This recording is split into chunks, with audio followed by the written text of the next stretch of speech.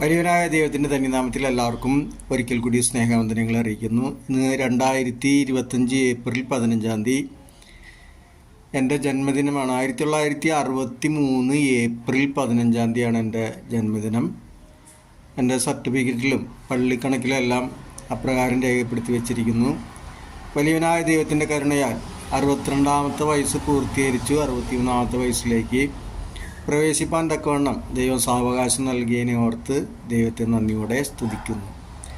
വാഴ്ത്തുമേ എൻ്റെ പ്രിയനേ ജീവകാലമെല്ലാം ഈ മരുയാത്രയിൽ നന്ദിയോടെ ഞാൻ പാടിടുമേ, നന്ദിയോടെ ഞാൻ പാടിടുമേ. വാഴ്ത്തുമേ എൻ്റെ പ്രിയനേ ജീവകാലമെല്ലാം